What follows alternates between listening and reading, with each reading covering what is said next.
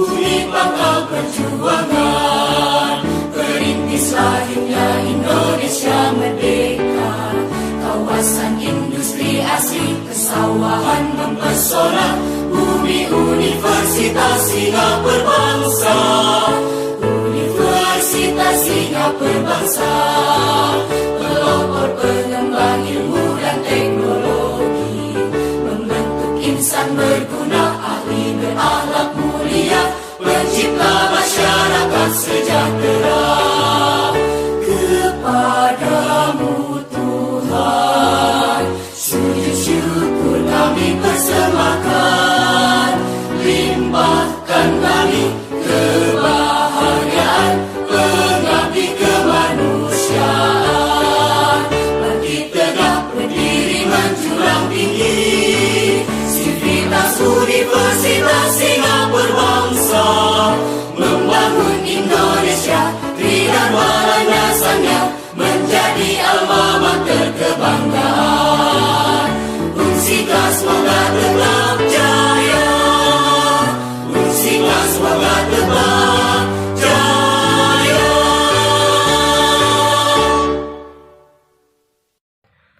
Assalamualaikum warahmatullahi wabarakatuh. Perkenalkan, nama saya Anissa Widutami, NPM 19106310500049, Pendidikan Matematika, Fakultas Keguruan dan Ilmu Pendidikan, Universitas Singa Perbangsa Karawang.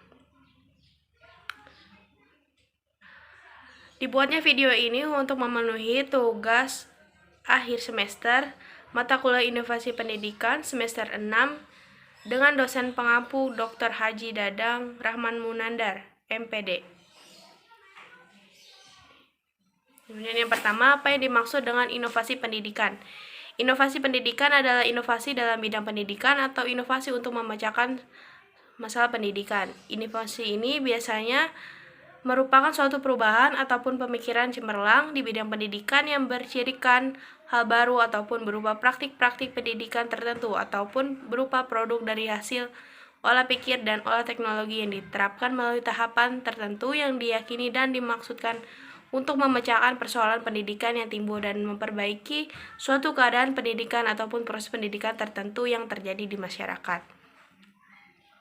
Kemudian soal yang kedua, apa saja tujuan inovasi pendidikan?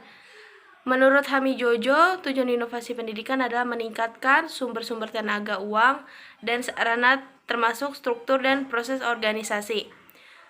Tujuan inovasi ini ialah meningkatkan efisiensi, relevansi, kualitas, dan efektivitas sarana serta jumlah peserta didik sebanyak-banyaknya dengan hasil pendidikan sebesar-besarnya, dengan menggunakan sumber tenaga, uang, alat, dan waktu dalam jumlah yang sekecil-kecilnya.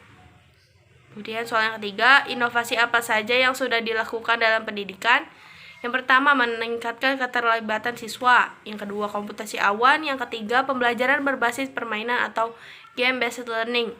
Yang keempat, pembelajaran multimodal. Yang kelima, pembelajaran jarak jauh. Yang keenam, pembelajaran berbasis komunitas. Kemudian yang terakhir, virtual reality and augmented reality.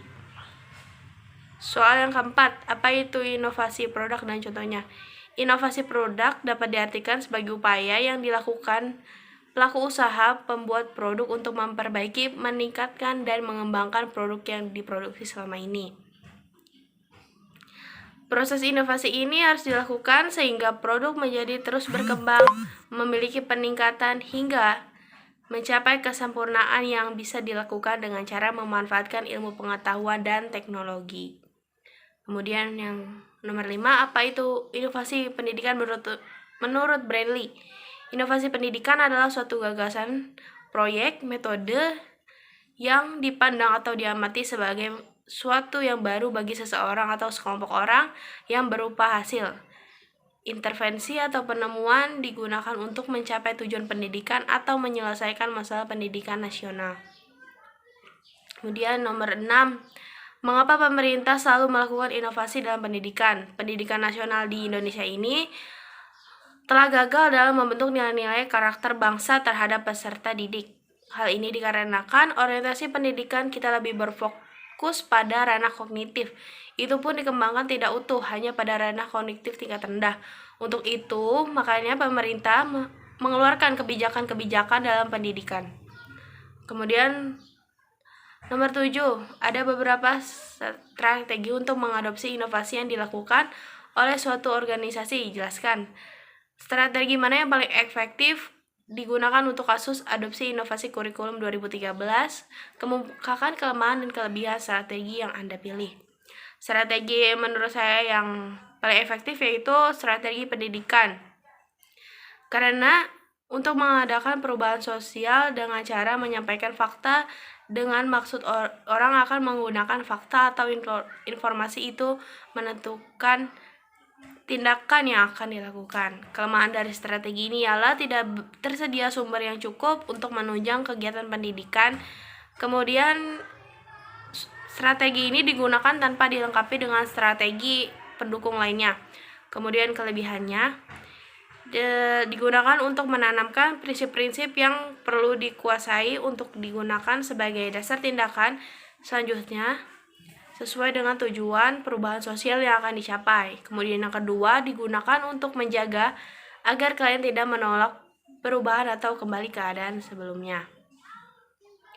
Kemudian soal yang ke-8, adopsi inovasi selalu berkonotasi adanya perubahan. Perubahan sering menimbulkan ketidaktahuan yang mengakibatkan kecemasan dan ketidakpastian. Jelaskan mengapa perubahan adalah proses yang rumit. Penjelasan Anda mengacu pada teori perubahan Habermas dan Michael Fullan. Jawabannya, dua hal yang perlu menjadi pusat perhatian yaitu arti dari perubahan dan proses dari perubahan. Rasa cemas akan ketidakpastian dan rasa kegembiraan ketika terdapat keberhasilan dan perubahan tersimpan dalam makna subjektif dari suatu perubahan pendidikan. Contohnya di sini adalah guru. Seorang guru selalu berurusan dengan masalah yang konstan setiap harinya, yang akan menimbulkan tekanan seperti tekanan pada multidimensi atau simultan. Guru harus menyediakan segala hal yang menunjang proses pembelajaran mulai dari bahan ajar, interaksi dengan siswa, pengawasan terhadap siswa, menilai kemajuannya, serta mengurusi kebutuhan dan perilaku siswa. Sehingga guru di sini merasa kekurangan waktu senggang untuk dirinya sendiri. Kemudian nomor 9, MBS merupakan inovasi yang bersifat desentralisasi bagi sekolah. Dalam kasus MBS di lingkungan pendidikan, jelaskan fungsi change agent terutama untuk mentransfer tacit knowledge sehingga menjadi explicit knowledge agar MBS bisa berhasil dengan baik. Jawabannya yang pertama, fungsi change agent ialah membangun kesadaran bahwa mereka memerlukan perubahan. Kemudian yang kedua, mengembangkan hubungan dengan saling tukar informasi. Kemudian yang ketiga, melakukan identifikasi masalah. Yang keempat, mendorong niat untuk berubah. Yang kelima, mentransformasikan sekedar niat menjadi tindakan nyata. Kemudian yang keenam, merawat adopsi, mencegah pembatalan adopsi. Kemudian yang ketujuh, pencapaian hubungan agen, perubahan dan komunitas target perubahan. Kemudian yang ke-10, bagaimana upaya sekolah melakukan kolaborasi yang bersifat di luar atau di dalam agar MBS dapat terlaksana sesuai dengan tujuan. Yang pertama, sekolah diharapkan dapat berupaya menciptakan dan meningkatkan situasi, kondisi, dan budaya kemandirian melalui berbagai cara seperti mengembangkan unit-unit sekolah, membangun kerjasama dengan pihak dalam bidang komersial, dan upaya-upaya lainnya untuk meningkatkan pemasukan pendanaan dan peningkatan program sekolah. Kemudian yang kedua, bentuk kemitraan sekolah disesuaikan dengan kondisi dan kebutuhan sekolah sesuai kategori sekolah. Kemudian yang ketiga, meningkatkan partisipasi di satuan pendidikan dengan diwujudkan melalui penyediaan sarana partisipasi, advokasi, publikasi, serta transparansi terhadap pemangku kepentingan. Kemudian yang keempat, terbuka untuk membangun keterbukaan pada publik, yaitu dengan mendayagunakan berbagai jalur komunikasi yang tersedia untuk menyampaikan program yang akan dijalankan serta menyampaikan laporan dari setiap program yang telah berjalan. Kemudian yang kelima, akuntabilitas dapat dilakukan dengan menyusun pedoman pemantauan kinerja satuan pendidikan, menyusun rencana pengembangan sekolah, memberikan tanggapan terhadap pertanyaan dan pengaduan publik. Kemudian yang ke-10, akhir-akhir ini semakin masif penerapan inovasi digital dalam kehidupan sehari-hari seperti blockchain, cryptography and cryptocurrency, kemudian non-fungible token atau NFT, kemudian metaverse. Jelaskan pengertiannya dan tuliskan contohnya. Yang pertama, blockchain adalah suatu teknologi yang dihubungkan sebagai sistem penyimpan atau bank data secara digital yang terhubung dengan kriptografi. Kemudian yang kedua, kriptografi adalah salah satu aspek di dunia cybersecurity yang memiliki peran penting dalam melindungi data-data informasi dan juga saluran komunikasi. Cryptocurrency adalah mata uang digital atau virtual yang dijamin dengan kriptografi yang membuat hampir tidak mungkin untuk dipalsukan. Kemudian NFT adalah sebuah token digital yang ditautkan ke sistem besar blockchain, tidak jauh berbeda dengan beberapa aset mata uang kripto. Dan NFT juga memberikan keamanan penting untuk sebuah karya seni yang dipublikasikan secara online. Kemudian metaverse adalah seperangkat ruang virtual tempat seseorang dapat membuat dan menjelajah dengan penggunaan internet lainnya yang tidak berada pada ruang fisik yang sama dengan orang tersebut. Kemudian yang ke-12, tulis contoh inovasi dalam pembelajaran matematika, kemudian jelaskan satu ciri-cirinya, manfaatnya, dan tujuannya.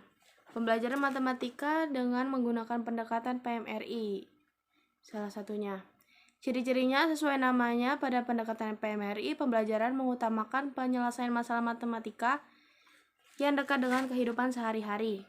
Kemudian manfaatnya, siswa jadi lebih cepat memahami konsep dasar yang ingin disampaikan pada suatu topik bahasan. Selain itu, PMRI juga dilakukan membuat siswa ikut terlibat aktif dalam pembelajaran. Kemudian tujuannya adalah agar siswa dapat memahami konsep dasar dari suatu topik bahasan melalui penyelesaian masalah matematika yang bersifat nyata dan dekat dengan kehidupan sehari-hari.